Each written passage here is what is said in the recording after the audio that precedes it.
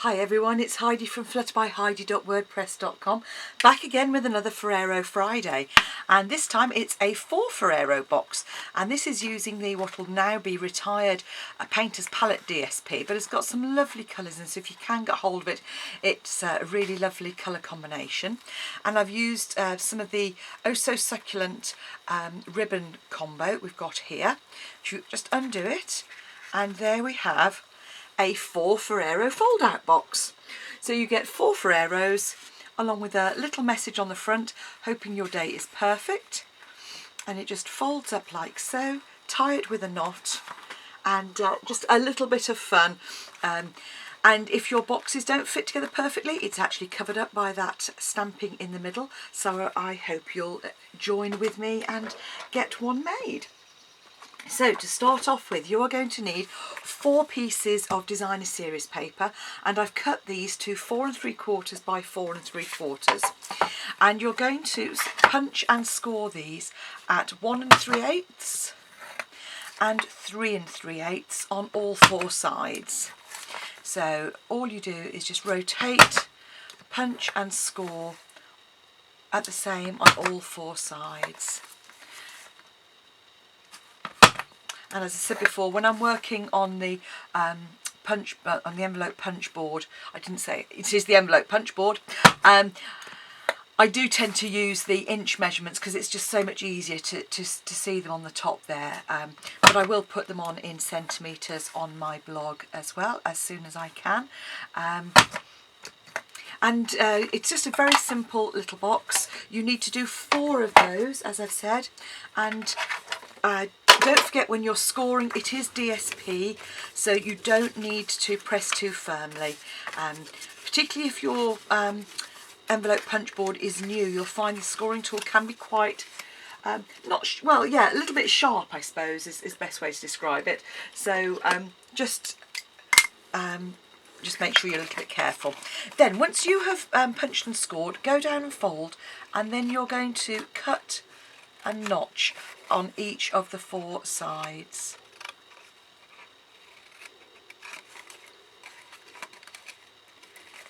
Okay.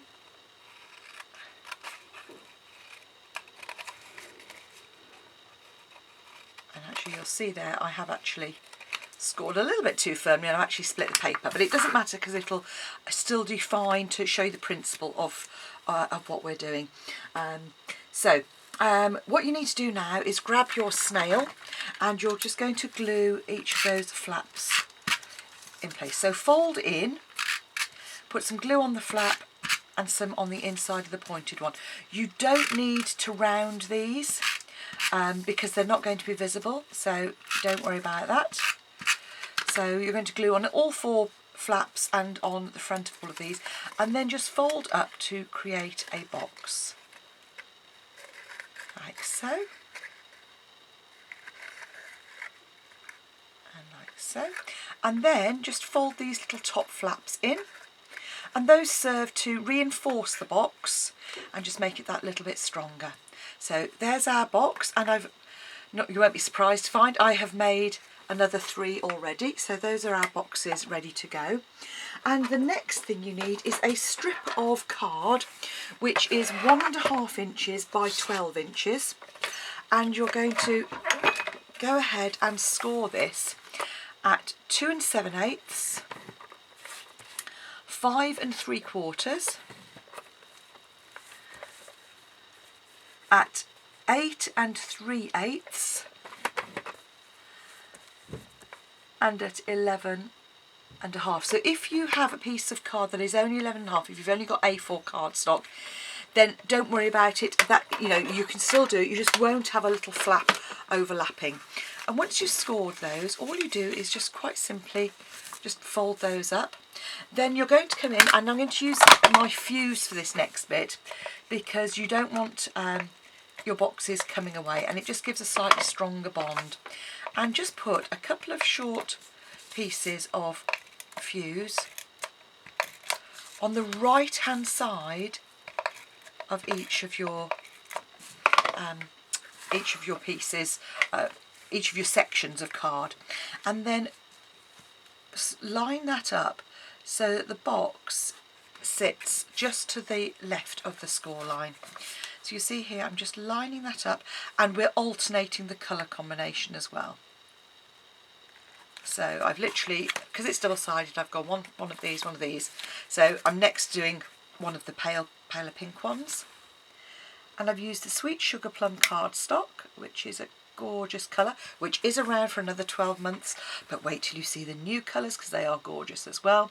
But I would say if you are looking to get any of the retired product, get it soon. It is selling out super fast. And that is the end of your construction. So pop in your 4 Ferrero like so, and then you're going to fold that up and put a piece of ribbon. Now I'm going to use a piece of ribbon here that is in the Sweet Sugar Plum, so different to the Oh So Succulent, and I'm just going to put a piece of red tape down the middle of that in the centre section. That's just to hold it in place. So I'm just going to literally pop it in the middle section there, so your ends are still free to when you come to tie it together. So I've just taken the backing off that. So now what we need to do is fold this up like so, and then you'll see there's our little box. Take the middle of our ribbon and just attach it underneath like so, you see, and then bring that round to the top, and all I've done is just tied in a simple knot on the top. You could do a bow if you wanted. I think a knot works very well on this. So you'll see there, I mean, these boxes don't necessarily fit absolutely perfectly. You know, each one is slightly different, but that isn't going to matter because we're going to do some stamping to go in the centre there and use our punches as well. So all you need to do is you need a piece of Whisper White cardstock. And I'm using the stamp set that comes with, this is another one that will be retiring, Sweet Sentiments, and it has this lovely Hoping Your Day is Perfect sentiment in it. So just stamp that in your card. Take the 1 3/4 inch circle punch that we've got and just lining that up, and I'm leaving a little bit more space at the bottom than at the top on that because that's where my flower is going to go. Pop the ink pad away before I stick my fingers in it, which is my usual trick. And then all you need is some flirty flamingo. You don't need any flirty flamingo at all. You need some Sweet Sugar Plum and a 2-inch punch, and just punch a circle out. And then I'm just going to layer that up again using my snail, a little bit of snail on there like so, and then using the blossom punch, or you could use the tree builder punch, either or, just punch out a simple flower. And then to give that a bit of dimension, I just use the opposite end of my pokey tool and press down in the centre there. And then you can then add a rhinestone or a pearl, whichever is your preference. I've got some rhinestones here. Now in the new catalogue, there will be some. There will still be rhinestones. There is slightly different packaging, formulation, format. So don't worry, we're not losing our rhinestones.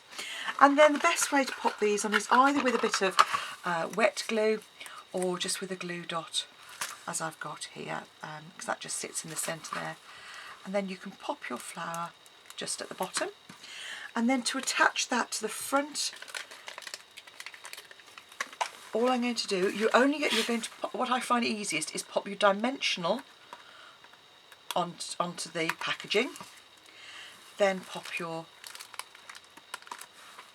sentiment on the front there. And all that's left to do is just trim with your ribbon scissors.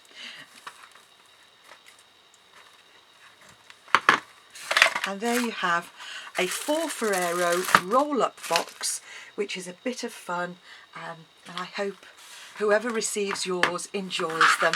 I know my friends, I have to say, I'd like to say they're getting sick of Ferreros, but really they're not.